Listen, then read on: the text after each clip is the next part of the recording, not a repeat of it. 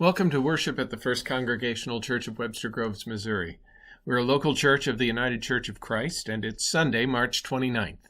We are in the midst of an outbreak of coronavirus, which our congregation is facing by staying home and worshiping remotely. I'm Pastor Dave DeNoon. Today you will be worshiping with me and Tracy Harris, our Director of Christian Education and Student Minister, Dr. Leon Burke III, our Director of Music and Organist, and also with our preacher for today, Student Minister Merrimon Boyd.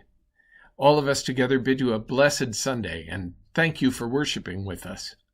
Today is the fifth Sunday in the season of Lent, and as many of us are reading a book, Entering the Passion of Jesus, A Beginner's Guide to Holy Week by Professor Amy Jill Levine of Vanderbilt University, who is also a Jewish scholar of Christian history, we will be focusing on Thursday of Holy Week, when in the first three Gospels, Jesus and those who were with him in Jerusalem and Bethany would gather for the first night of Passover. This was the night when Jesus would be betrayed by Judas Iscariot. It was also the night that Jesus enjoyed his Last Supper and with his followers, and according to the Gospel of John, washed those followers' feet. Pastor Merrimon brings all of these images together in his message of the day, Service versus Disservice. We're pleased to have you join us, and we hope you find blessings in this worship.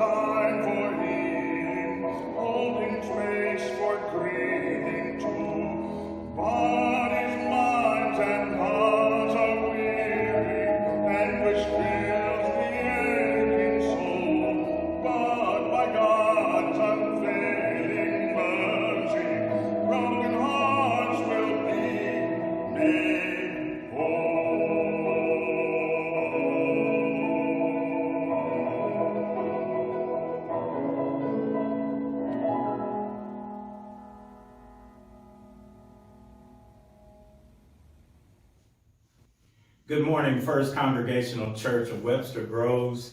I will be reading as we start our call to worship from Psalm 51, taken from the NRSV version of the Bible, verses 10 through 12. Create in me a clean heart, O God, and put a new and right spirit within me. Do not cast me away from your presence, and do not take your Holy Spirit from me. Restore to me the joy of my salvation, and sustain in me a willing spirit.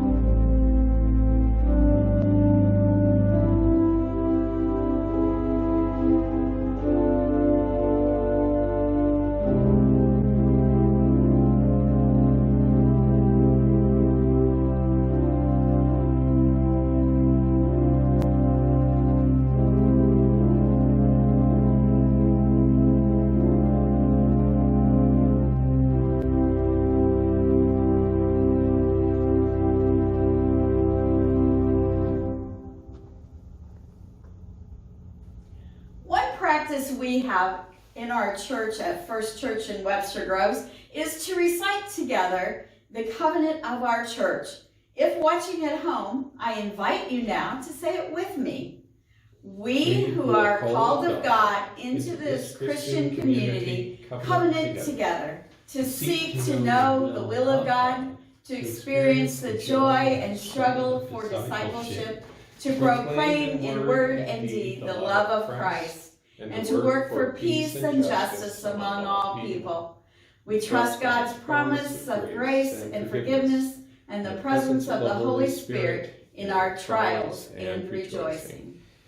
Saint Benedict was a religious reformer who lived in Italy in the late 400s and 500s. He is known as the father of Western monasticism, having established a rule that would become the norm for innumerable Christian monks and nuns. He is the patron saint of Europe. I invite you to share with me in a Benedictine fashion. May we approach you, God, in confession that there are times when humility seems far from us, when wait your turn is too long, or when we think that we are too good for misfortune to enter our space. Something is wrong when love for self is misguided as loving me more than neighbor.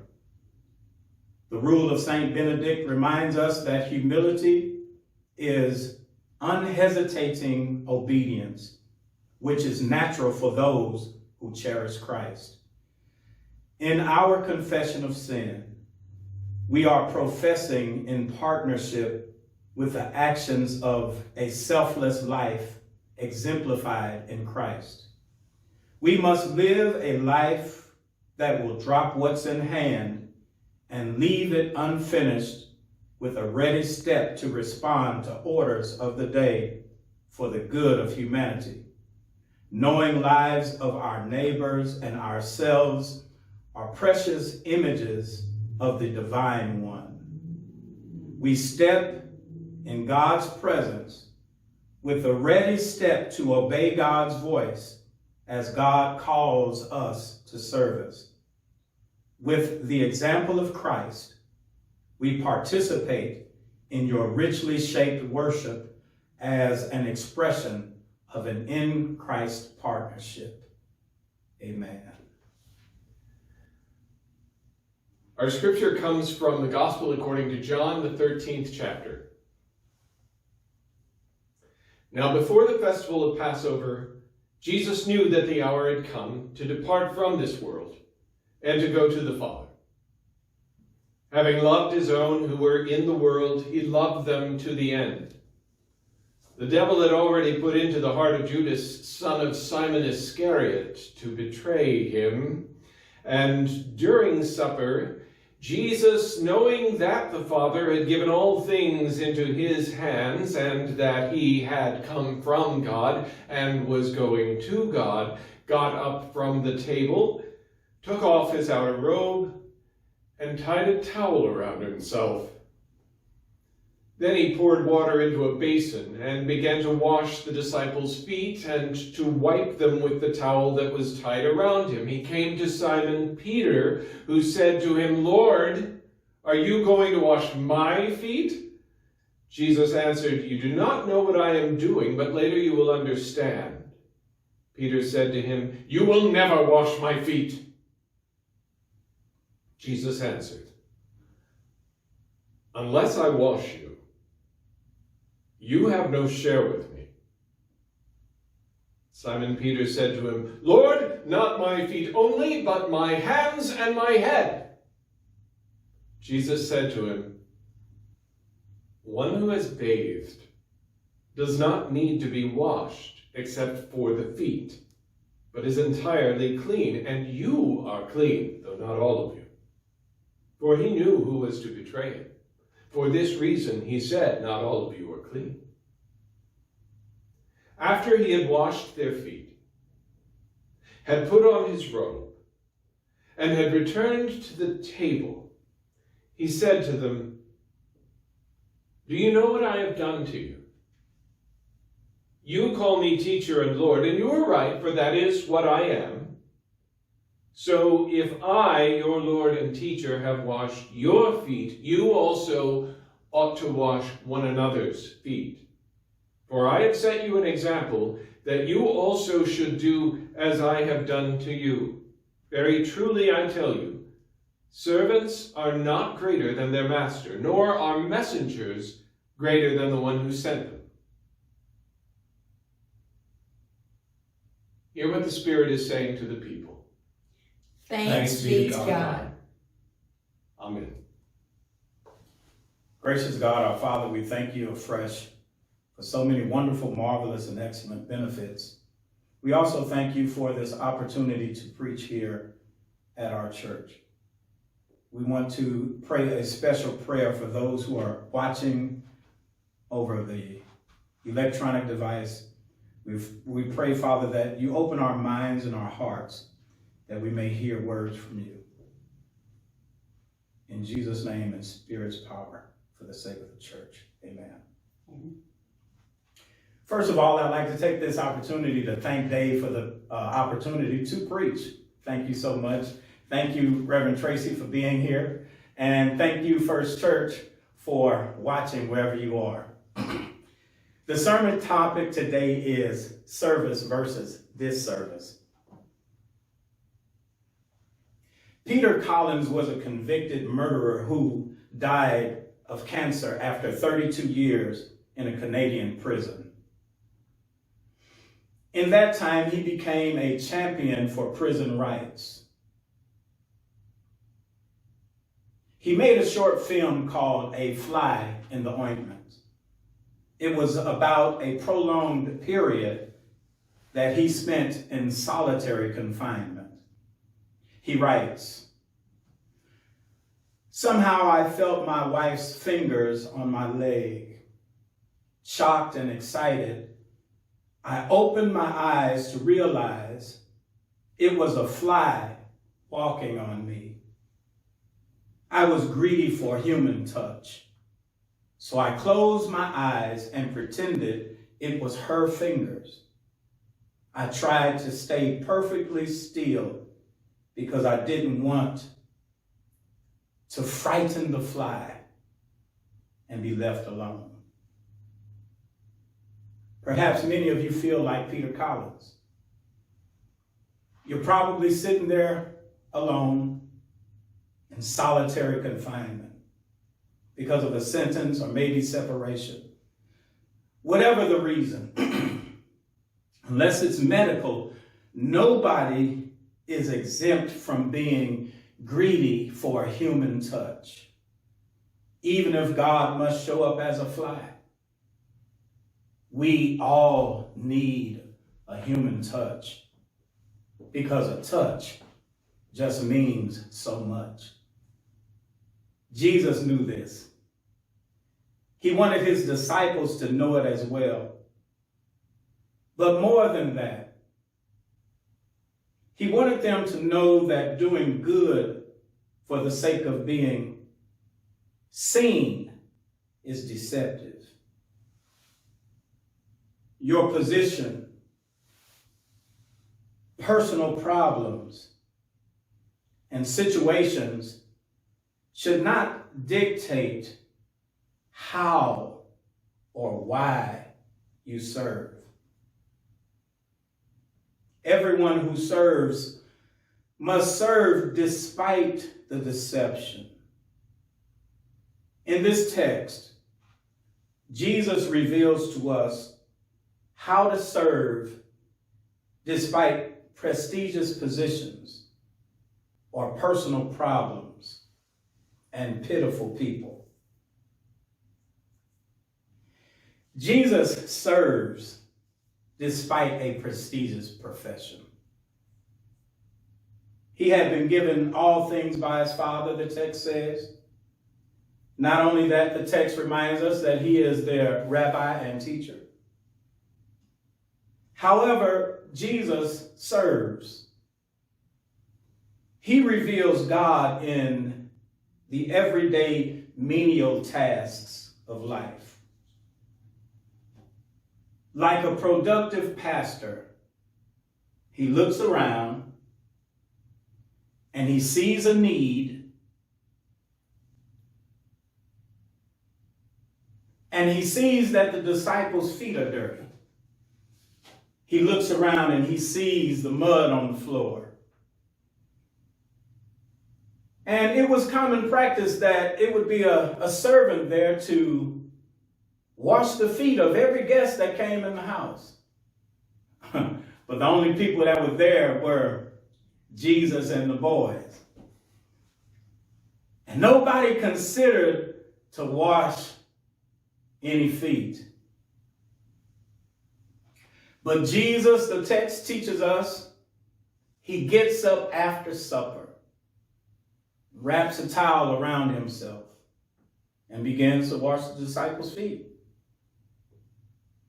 I don't know who he began with, but the text says that he went to Peter.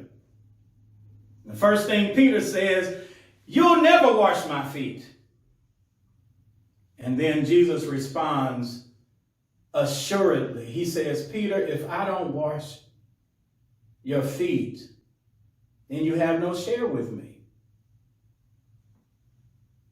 You know, that makes me think, what could be in the mind of a person who does not want to touch from Jesus?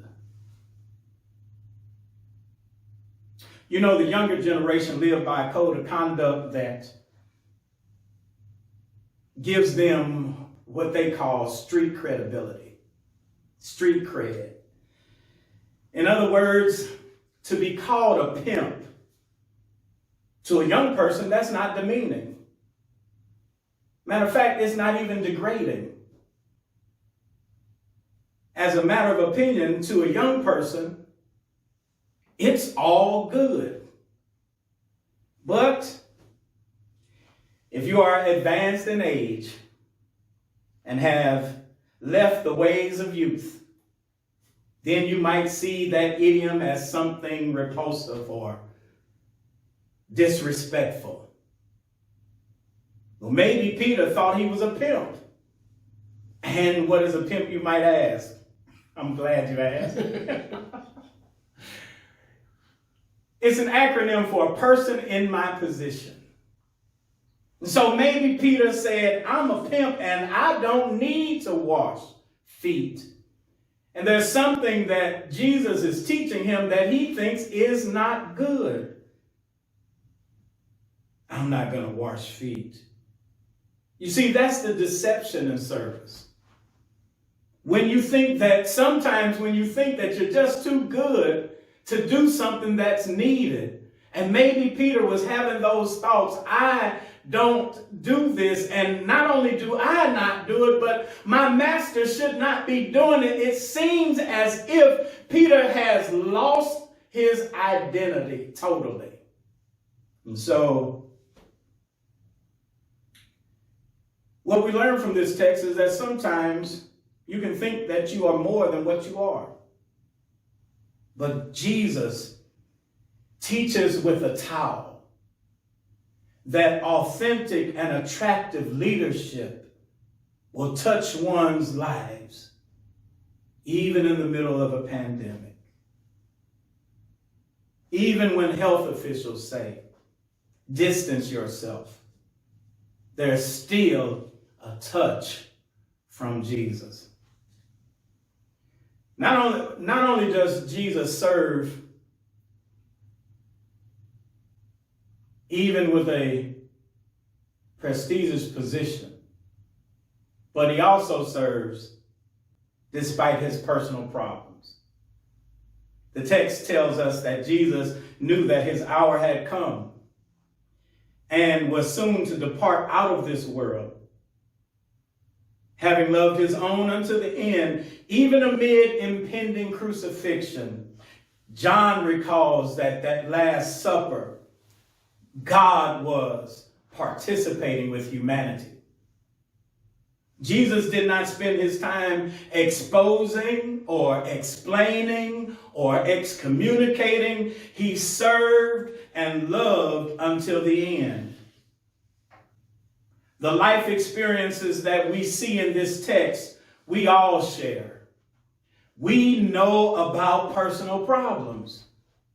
I believe Jesus wants, in this 21st century, what Jesus wants is disciplined learners who reveal God's love in creative ways while serving others. How does he expect us to respond to our neighbor and to ourselves? In spectacular ways. Ways and moments that unite us. These things mature us. These things bless us. These things hurt us, but these things repair us. Nevertheless, thanks be to God. How does God respond to a world that does not care? He serves. In spite or despite his prestigious position, he serves despite his personal problems. But my last point, he also serves despite pitiful people. Jesus is betrayed by Judas. Judas betrays Jesus after he gets his feet washed. Amy Jill Levine confirms that all four Gospels tell us that Judas betrays Jesus. Despite the betrayal, though, Judas was not a pitiful person, but a person in a pitiful situation. Indeed, he is a person, as AJ states, Judas calls us to conscience. What is it that we think about Judas? What is it that we're saying about Judas? And how could we, as anybody, we're just people like him, say anything wrong or demeaning about Judas? Because when we think about who he is, we have to think about who we are. We are made in the image of God, in his image and in his likeness. And I dare not say anything derogative about my brother. Judas calls us to conscience. Even John confirms the point that a devil had already entered into him, gotten to his heart to betray Jesus. But we also learn that Judas is not some unnamed person. Judas also is the one who said, what is she doing with all of that trying to give? We could have took that money and she's wasting it on Jesus' feet. But Judas was the one who said that. But they also said he was a thief. They said he kept the common purse. It's something how when we think about people, we always think about the negative. But Judas calls us to conscience and says, I'm human. I have personal problems. I have personal conflict. I have issues and I have concerns. Just like Judas, we too are human. John reminds me that sometimes Jesus chooses unlikely characters to follow him. Was it not written in his book, did I not choose you, the 12? Yet one of you is a devil? He was speaking about Judas. We need to remember Judas. Judas, who is a disciple. Judas, who some have written off as a devil. Judas, who shares in the last meal with Jesus. Judas gets to taste the bread. Judas gets to taste the wine. Can his situation be brought back to life?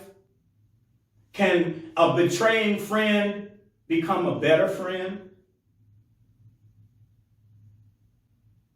John's gospel expresses a God who grants us power to reconcile and power to give life to dead situations.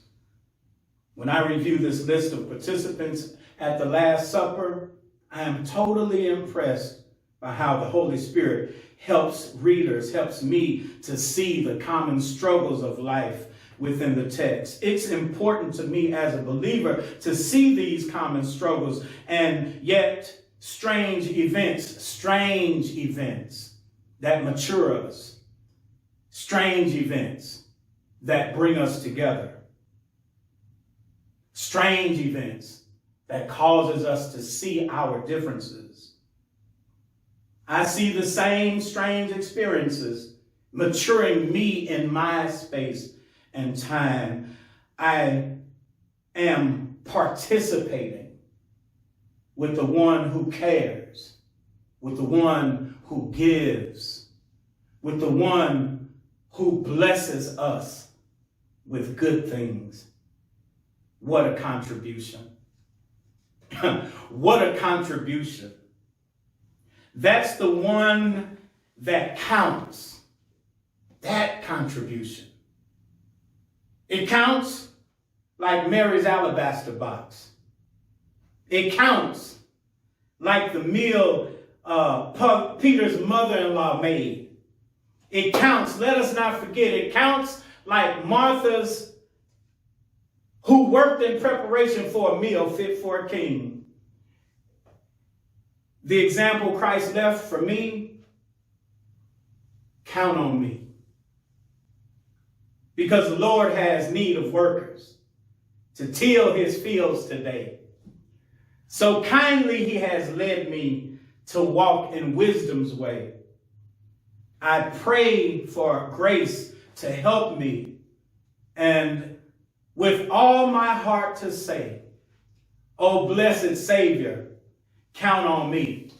Can he count on you? Well, if he can count on you, then he can count on me. God bless you.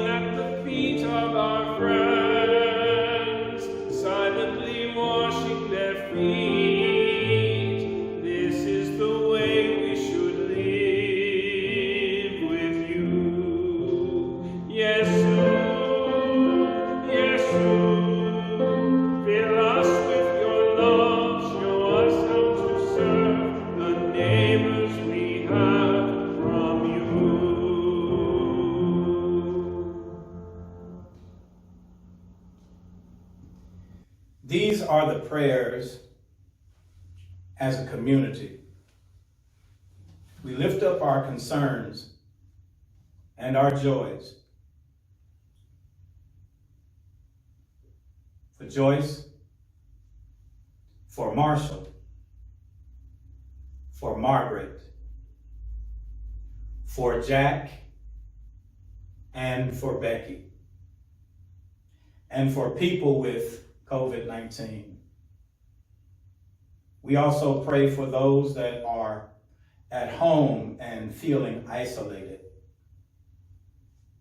that they may know that they're not alone. We also pray for churches and all communities of faith as we respond in the ways we consider most appropriate to the corona outbreak. We also pray for people who are worried about these and their employment and bills. Gracious God, our Father, we want to come to you right now, holding all of these prayers up to you in concern for everyone's well-being. And Father, we thank you so much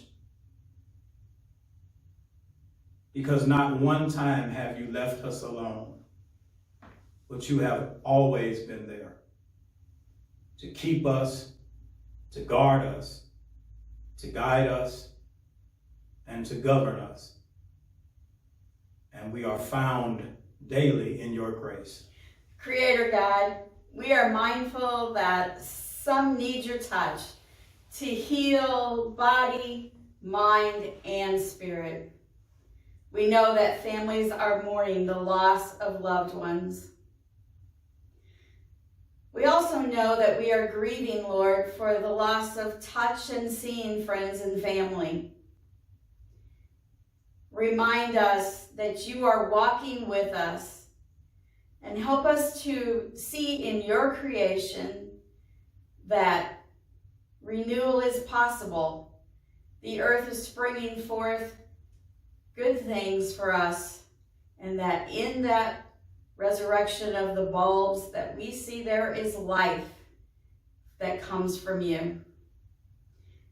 We pray both in our joys and in our sorrows that you will hold us close and help us remember that this is your creation and that you care for it in love.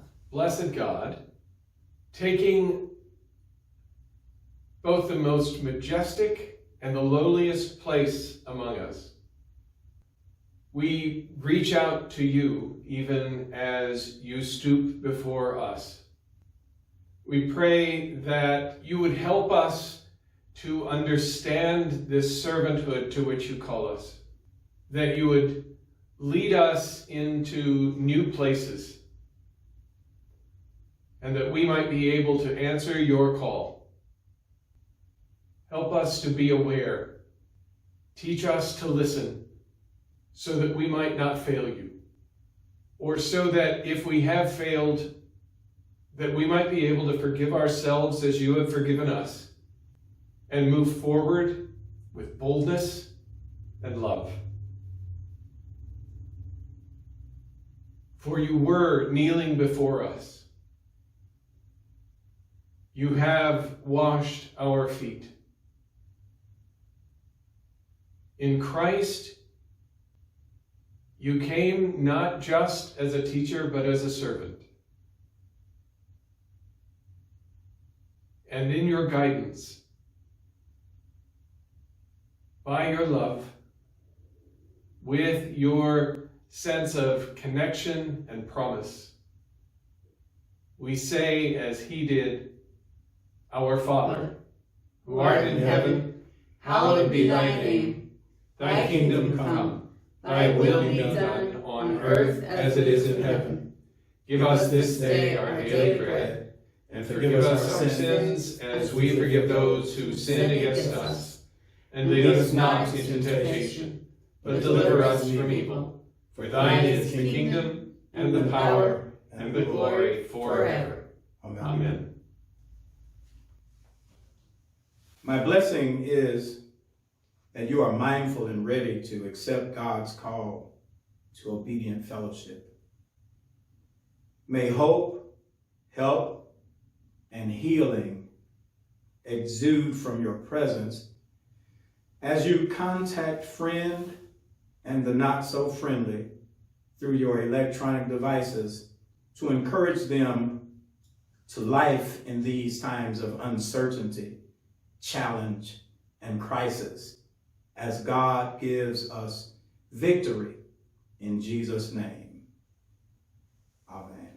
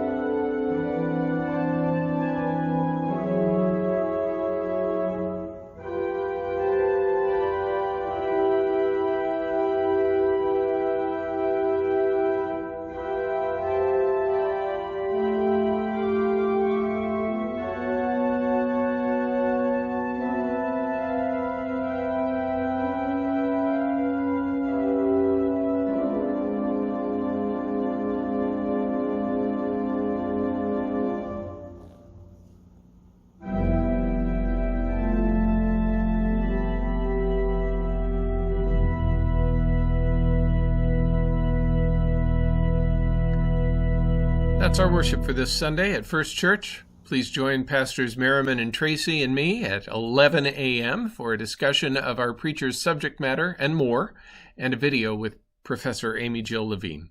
Our worship is ended. Let our service begin.